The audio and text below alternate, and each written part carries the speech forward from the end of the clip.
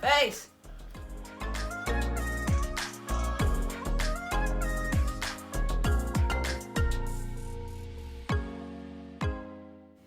I don't think I thought this through. This is gonna be a long day.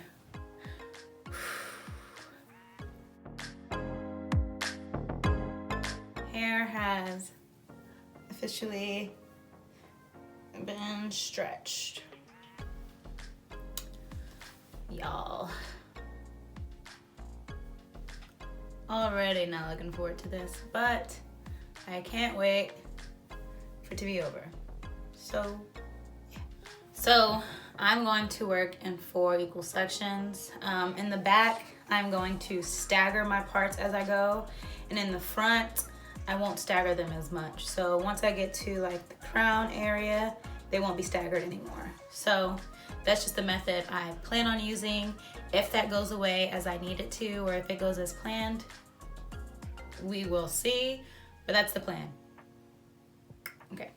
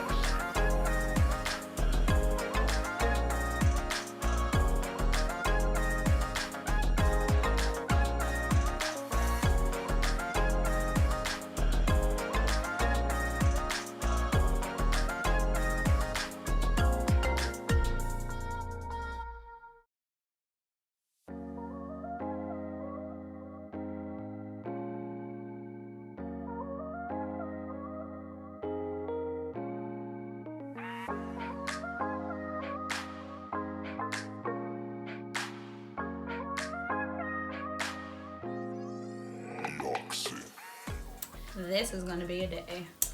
Okay, y'all, so I had to get myself together and get those parts together. I had to get in the mirror and do some crying, some cussing, and some almost giving up to get the parts that I have now. So whatever I have is what I'm gonna have. The hair that I will be using, I have 3 packs of this Queen Bee 50-inch in color 2. I hope that's enough.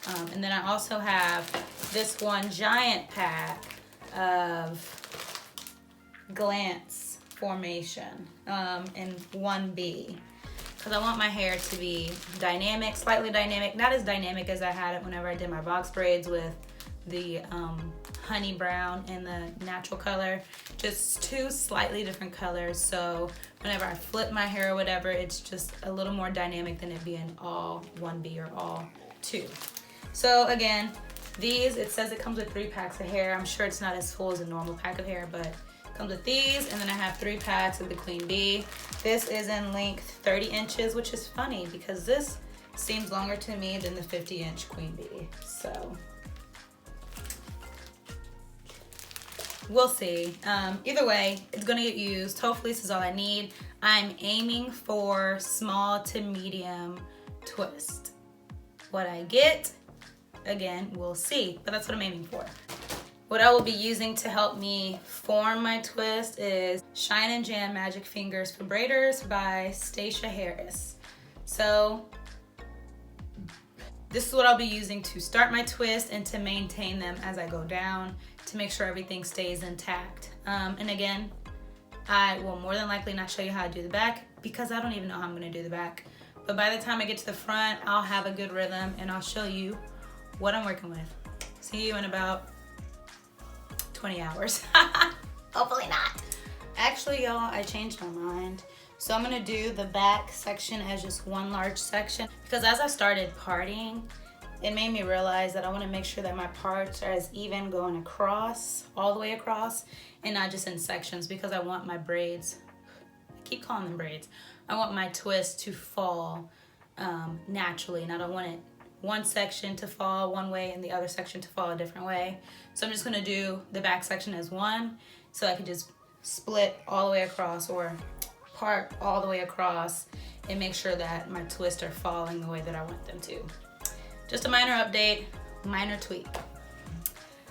Y'all, your girl is tired. I've been at it for a while, but I finished the back, finally. That's what it's looking like. Again, my first time ever even attempting to do these, so not the best, but not the worst. So it took me a little bit to get used to the whole twisting method and get used to my hands and in the movement and putting my hands and starting from like the middle of my head to each side of my head. And I will say the hardest part of these twists is getting in the middle because it's so easy to do it on either side, but once you have to start off that twist in the very middle of your head and just keep it steady until you get to a point where the braiding hair isn't slipping, it takes a little practice. And there's quite a few of these twists in here that are hiding behind other twists that don't look the best, and those are the ones that mainly are in the middle. But hey, it is what it is. I do like this pack of hair better in regards to the length. So this said it was 30 inches, but this is way longer than the 50-inch queen bee hair. So I don't know how to explain that, but this is definitely longer. So I have all of my hair separated. I split it out. So the way that I have this done is that I have my cabinet doors open and I just separate the hair and drape it over the door ledge. So I have like several pieces of hair separated on each door. I have 3 doors open right now because you know braiders, they have those fancy hair holders. I don't have one of those. So I had to improvise. I just opened up my cabinet doors and draped the hair over that, and it's been working perfectly, saving me some time. I suggest if you have any cabinet doors or if you have those special hair holders, use them. Saves you time so you don't have to pull apart the hair and judge the thickness every time you want to start a new twist or a new braid if you're doing box braids or knotless braids, whatever it is. So that's my update. I think I'm gonna go to sleep and just wake up super early in the morning and finish this because y'all, my neck hurts, my back hurts, my arms hurt, I'm tired. So this is the back. Don't judge me.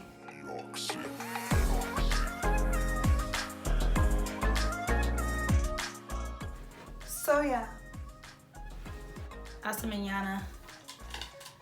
I'm tired. Tengo sueño.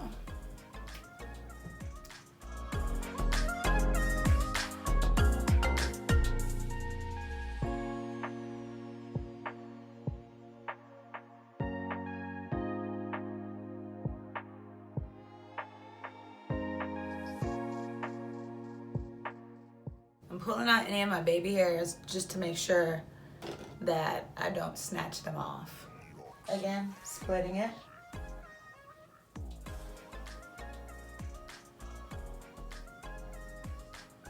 holding that in the middle, twisting one side,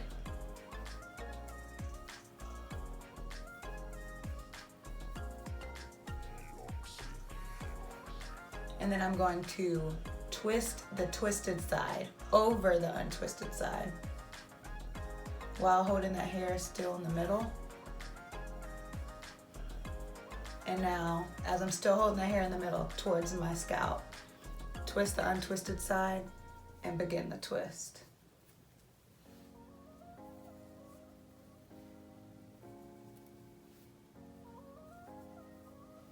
It took me a while to get to this point, so if it seems hard, it's okay. I've already done half my head, and I'm sure the back half looks nothing like these two twists I've just showed, so it's okay. Practice makes perfect. Okay, y'all, so on this twist, I'm going to have to add extra hair because my real hair is just about as long as the braiding hair. And whenever I take these out, I don't want to cut my hair. So I'll be showing you how I do the feed-in method and then show you the finished effect, because I wanted to make sure that there were no questions in regards to how did you make it longer? How did you feed it in? I will show you here in a moment. But like I said, I keep adding the jam to make sure that my hair blends in. So this is how much I've done since I've last seen you guys and gals. So I think I'm gonna add it just about here. Adding a little thinner than what I originally started with. And I just put it directly where the twists are, so it'll be just a little bit longer than what it usually would be. So not much longer, but it gives me more room to not cut my hair. And then I twist firmly, keep my thumb there to make sure that it doesn't shift down as I'm twisting, because I've done that quite a few times and it's really frustrating. And to make sure you really twist hard there to make sure that it blends in pretty well. But then you keep going and you're good to go. It will appear a little thicker than, of course, the rest of the braid because you just added extra hair. But it's at a point in my in the hair that it's not really noticeable. So I'm cool with it. I don't want to make it extra long, but I just don't want to make it too short to where I cut my own hair. So now it's giving me an extra few inches to where I won't cut my hair when I take these down. Hey y'all, so I have finally finished with my Senegalese twists. I think they turned out pretty nice for this being my first time, plus my learning curve. My Senegalese rope twist, like I said, I think they turned out really well. But some things I would do differently for the next time that I do these Senegalese twists would be to use less hair for each section, because as you're doing the twist, it looks smaller than what it actually is once you release it. So I would make sure to use a little less hair, because the amount of hair that I was using for each section didn't seem like that much. But as I was going through the packs of hair and as I can see how big they grew once I released them, I realized that I can go back a little less. So other than that, of course it took me 2 days to get through this, just like my braids did. But I feel like these turned out better than my braids did because I did more research. So yeah, here's the finished product.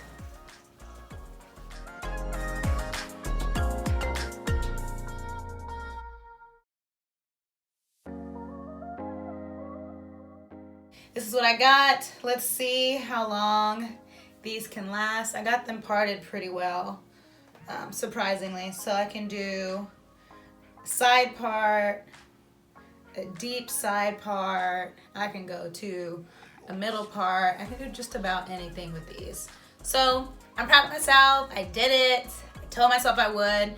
I mentally quit like 5,000 times and almost quit like 3. So there's that. Oh, and I definitely used all of my jam. Like every last drop. I was being so spare. Like I was using it so sparingly. In the back, I was being real greedy, but towards the front, I was trying to really make sure that I didn't run out because I really like the consistency of this and I like how it feels on my scalp. So check this out. It also helped me with, like I said, blending in my hair, and it helped me with my fingers too, because as you're doing this, your fingers get a little raw. So it's good to have something on your fingers to make sure that you have a buffer between your fingers and this braiding here, which can get rough over time. So thank y'all so much for watching this video. Please make sure to subscribe, like, and comment, and let me know anything that you learned in regards to doing your own Senegalese twist. So, like I said, takeaways for me. If you are going to use my video to do your own Senegalese twist, the amount of hair that you use for each section looks like it won't be enough to fulfill a small or a medium. But once you release your twist, it grows. So keep that in mind. Don't grab too much hair for each section and just take it one step at a time.